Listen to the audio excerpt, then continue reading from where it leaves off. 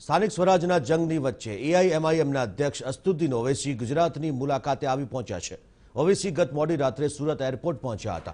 ભરૂચમાં આજે સવારે 10 વાગે એઆઈએમઆઈએમ અને બીટીપીનું સંમેલન યોજાવાનું છે। આ સંમેલનમાં અસદુદ્દીન ઓવૈસી અને છોટુ વસાવા પણ હાજર રહેશે। સુરતની મુલાકાતે પહોંચેલા એઆઈએમઆઈએમના નેતાએ કહ્યું કે તેઓ ભારતીય રાજનીતિના લેલા છે। તેમનું કહેવું છે કે તેઓ બીજેપી માટે ગુજરાતમાં નથી આવ્યા, બલકે એઆઈએમઆઈએમને ગુજરાતમાં મજબૂત કરવા ઊભું કરવાનું છે। ગુજરાતની ધરતી પર પગ મૂકતા જ તેમણે સંકેત આપ્યા છે કે કોંગ્રેસ સ્થાનિક સ્વરાજના જંગમાં આ વખતે પણ હારી રહી છે। ઓવૈસી સવારે ભરૂચ અને સાંજે અમદાવાદમાં જનસભાને સંબોધિત પણ કરશે।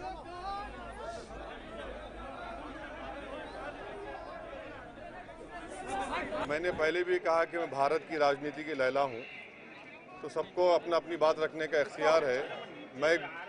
मैं गुजरात नहीं लड़ा, मगर इसके बावजूद भी यहां पर कांग्रेस हारती है, बीजेपी जीतती है।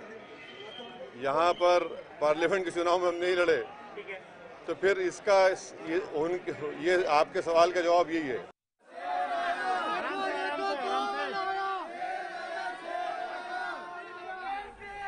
तो गुजरात मुलाकाते आवेला एआईएमआईएमના અધ્યક્ષ અસદુદ્દીન ઓવૈસી સાથે અમારા એસોસિએટ એડિટર ચિરાગ શાહે ખાસ વાત કરી હતી। ગુજરાતમાં સ્થાનિક સ્વરાજની ચૂંટણી નજીકમાં છે। કોર્પોરેશન માટે ફોર્મ પણ ઉમેદવારોએ ભરી દીધા છે। ત્યારે એક નવું ફેક્ટર ગુજરાતમાં ઉમેરાયું છે અને એ છે એઆઈએમઆઈએમનું ફેક્ટર। આ પાર્ટી બીટીપી સાથે ગઠબંધન કરીને કેટલાક નગરપાલિકામાં અને કેટલાક કોર્પોરેશનમાં ઇલેક્શન લડવા જઈ રહ્યું છે। ત્યારે શા માટે એઆઈએમ ગુજરાતમાં આવે છે, વધુ વાત કરવા આપણી સાથે ખુદ જોડાશે एआईएमના अध्यक्ष असदुद्दीन ओवैसी साहब। आपका स्वागत TV9 पर। असद जी, सबसे पहले ये पूछूंगा कि एआईएम गुजरात में क्यों है?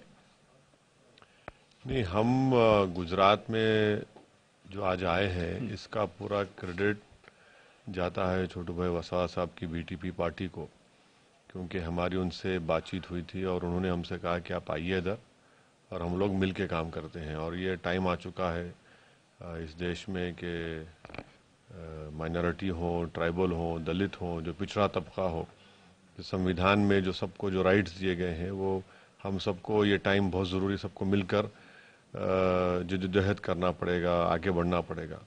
तो मैं शुक्रगुजार हूँ उनका कि उन्होंने हमको ये बात बोली और हमको दावत दी। और इसीलिए हम सबसे पहले यहाँ पर हमारे जो दूसरे एमपी हैं इम्तियाज़ जलील साहब, वो और वारिस साहब मुंबई से आए, मुलाकात किए और इंशाल्लाह हमारा इनके साथ गुजरात में सफ़र का आगाज़ जो होगा एक लंबा सफ़र रहेगा और हम इनके साथ रहेंगे और मिलकर आगे बढ़ेंगे। ये आगाज़ में कुछ मुद्दे भी होंगे कि कौन से ऐसे अलग इश्यू होंगे जिसको लेके आपके उम्मीदवार जाएंगे? देखिए, ये सफ़र ज़रूर साथ में रहेंगे। ये सफ़र का आगाज़ आज भरूच से हो रहा है और मुझे यकीन है कि ये सफ़र जाएगा, राजस्थान में भी रहेंगे हम लोग साथ और बहुत दूसरे स्टेट में भी जाएंगे। ज़ाहिर है इसमें पूरी कोशिश ये रहेगी कि संविधान में जो भारत के संविधान में जिसको बाबा साहेब अम्बेडकर ने बनाया, जिसमें दलित, ट्राइबल लोग, वंचित समाज के लोगों को जो राइट्स दिए गए हैं, उन राइट्स का उसको हासिल करना, इस समाज का एक्सप्लॉयटेशन को रुकाना और ख़ास तौर से जो ट्राइबल समाज, अगर आप हिस्ट्री देखेंगे, मैं ये इसलिए कह रहा हूँ क्योंकि मैं पिछले 7 साल स्टैंडिंग कमेटी जो थी सोशल जस्टिस की, उसका मेंबर था, जिसमें हमको खुद सरकार ने बताया कि भारत में अगर सबसे ज़्यादा किसी का डिस्प्लेसमेंट हुआ है तो वो ट्राइबल समाज का हुआ है। सबसे ज़्यादा लोग अगर जो अपने अपने इलाकों से उनको निकाल दिया गया तो ट्राइबल समाज के लोग हैं। तो इसलिए ये बहुत ज़रूरी है कि ऐसा कमज़ोर समाज जो है, सब लोग सब साथ में आकर अपने इंसाफ की लड़ाई हमको लड़ना है। और क्योंकि हम देख चुके हैं जो दूसरे पार्टी थे, चाहे वो कोई भी पार्टी, वोट हासिल किए, एक्सप्लॉयटेशन हुआ, मगर जो एम्पावर करना था उनको उनका हक मिलना था, वो कभी नहीं हुआ। मुसलमान, आदिवासी और दलित, ये एमएडी, हाँ ये एमएडी ये फैक्टर जो चर्चा में अभी है। समाज है जिसमें जितने वंचित समाज है, वंचित समाज में हमारे ओबीसी भाई भी शामिल हैं, उनको भी हम लोग साथ लेंगे, सबको साथ लेकर आगे बढ़ेंगे। मुसलमानों के वोट बैंक की बात करें तो गुजरात का मुसलमान इंडिया के बाकी मुसलमान से कितना पीड़ित आप मानते हो?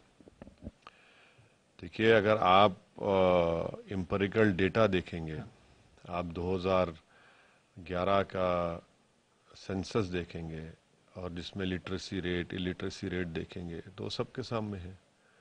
तो उसमें ये तो सरकार का डेटा है, आपका हमारा डेटा नहीं है। और फिर साथ ही साथ अगर आप रंगनाथ मिश्रा कमीशन की रिपोर्ट देखेंगे, एनएसएसओ का डेटा देखेंगे, तो खुद सरकार का डेटा है कहता है कि इलिटरेसी ज़्यादा है और गुजरात के मुसलमानों में पूरे इंडिया के, और गुजरात का भी उसमें उसमें उसमें शामिल है। जी। और साथ ही साथ मुस्लिम समाज में जो मुस्लिम फीमेल है उनका तो इलिटरेसी सबसे ज़्यादा है, माने दूसरे फीमेल से ज़्यादा है। जी। तो इसलिए ये बहुत यार, इसका ताल्लुक ये है कि इसका ताल्लुक अगर आप देखेंगे पॉलिटिकल एम्पावरमेंट से है। जी। पॉलिटिकल एम्पावरमेंट, जो इंडिपेंडेंट रिप्रेजेंटेटिव आएंगे तभी वो जाकर इन चीज़ों पर फोकस करेंगे, सरकार से लड़ेंगे, उनके यानी हक अभी पर अमल अभी अभी जो भी बीजेपी और कांग्रेस गुजरात में है वो नहीं दे पा रहे टिकट, नहीं उम्मीदवारी दे रहे, ऐसा आपका मानना है? देखिए, मेरा मानना ये है कि जो सेकुलरिज्म के नाम पर ट्राइबल लोगों को, दलित लोगों को, मुसलमान को और ओबीसी लोगों को, हमको सिर्फ हमारा वोट हासिल किया गया और लीडरशिप को पैदा नहीं होने दिए। और जो लोग जीत कर भी गए ट्राइबल समाज के नाम पे, मुसलमान समाज के नाम पे, दलित समाज के नाम पर, वो तमाम के तमाम जो है बेनामी की लीडरशिप है। वो उनमें कोई ईमानदारी नहीं थी, वो सिर्फ गूंगे बनकर रहे। ये बात तो बाबा साहब अम्बेडकर ने कही थी कि हाँ, दलित समाज के लोग भी जीत कर जाते हैं पार्लियामेंट में। तो बाबा साहब से ऐसे सवाल किया गया तो बाबा साहब ने कहा कि हाँ, जीत के जाते हैं, मगर अपना मुंह कब खोलते पार्लियामेंट में? जब उनको अंगड़ाई लेना पड़े, जब उनको अंगड़ाई आती जब भी मुंह खोलते। तो इसीलिए जब तक लीडरशिप स्ट्रांग नहीं है, वही बात है। नहीं, लीडरशिप का सवाल, लीडरशिप तो बनने ही नहीं दिए ना। नहीं, जो बनते वो भी स्ट्रांग नहीं है। लीडरशिप है ही नहीं। लीडरशिप अगर होती, लीडरशिप कब होगी? जब ताकतवर, ईमानदार लोग और किसी से डरने वाले लोग नहीं होंगे। वही तो लीडरशिप, लीडरशिप को बनने नहीं दिए, कभी दबा दिए, कभी जेल में डाल दिए, कभी वैसे वो इल्जाम लगा दिए। तो अब ये हमारी कोशिश ये है कि अच्छे लोग उभरे, जो इस अपने संविधान के जो बाबा साहिब के जो ख्वाब हैं उसको हमको हासिल करना है, ट्राइबल लोगों के लिए, दलित समाज के लिए, मुसलमान लोगों के लिए, ओबीसी लोगों के लिए। अच्छा भाई, कांग्रेस का ये आरोप है कि हमेशा एआईएमआईएम वो बीजेपी की बी टीम की तरह परफॉर्म करती है। जैसे अहमदाबाद में जितने भी वार्ड आपने चुने हैं वो सारे कांग्रेस प्रभावित वार्ड है। देखिए, अगर हम इलेक्शन लड़ते हैं तो क्या मेरी जिम्मेदारी है मैं किसी को नहीं, वो फिर वोट काटना होगा। नहीं, वोट काटना ही होगा। सुनिए, मेरा सवाल जवाब मुकम्मल हो जाए। मैं इलेक्शन लड़ता हूँ, हाँ, तो इसका ये मतलब नहीं है कि मैं हारूं और दूसरे को जिता दूं। भाई, अगर टीवी 9 है, टीवी 9 को टीआरपी की फिक्र होती है ना कि हम नंबर 1 रहे गुजरात में। आपका तो काम ये नहीं होगा कि अपना टीआरपी गिरा के दूसरे को फायदा करा दे। तो ये भी पॉलिटिक्स है।